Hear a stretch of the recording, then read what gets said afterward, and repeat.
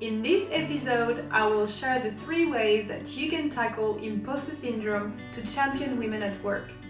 Before we dive in, don't forget to hit the subscribe button and to watch until the end, as I share some of the best tips at the end of this video. Let's do this! My name is Perrine Fark. You may have read about me on Computer Weekly or Tech Round, but the number one thing I love to do is to help people like you become more inclusive leaders.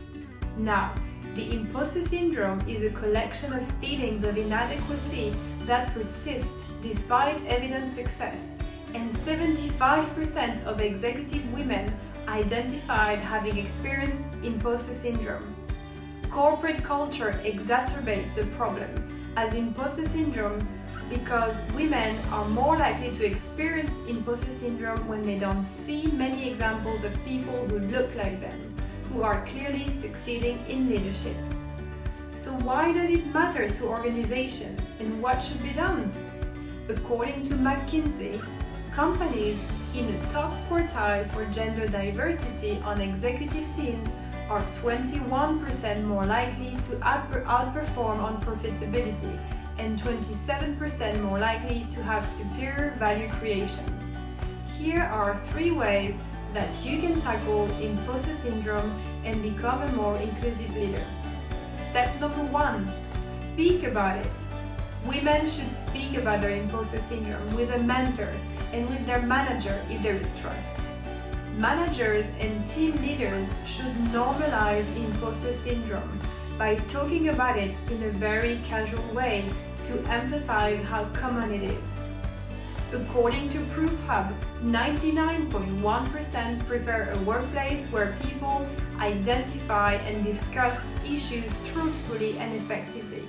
Only 50% say that their organization discusses issues truthfully and effectively. Step number 2, handle fear of failure. Encourage women in your team to develop a healthy response to failure.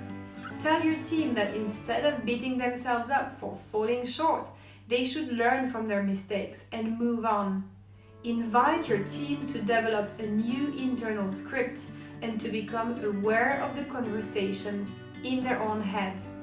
Tell your team that instead of thinking, wait until they find out I have no idea what I'm doing, they should think everyone who starts something new feels off base in the beginning. A study by King's College in London revealed that people with anxiety disorder who visualize a positive image reported decreased anxiety, greater happiness, and restfulness.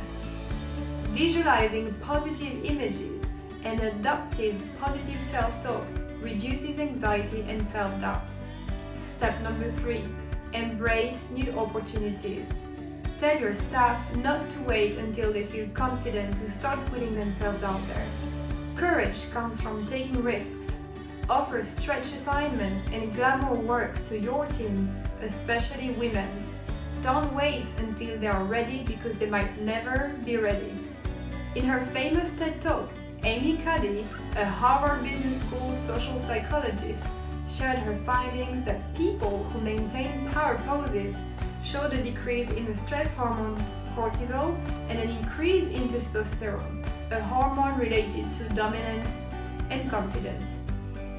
Our nonverbals govern how we think and feel about ourselves, Cuddy concluded. Our actions change our minds. So here you have it, 3 ways that you can tackle imposter syndrome to champion women at work. Speak about it, handle fear of failure, and embrace new opportunities. Shout out to Elias for his kind comment on my last video. If you enjoyed this episode, leave a comment in the comment section, subscribe to my channel, and hit the bell to get notified when my new videos are published. My name is Perrine Fark. I'm an author, speaker, an inclusion expert, and I'll catch you next time.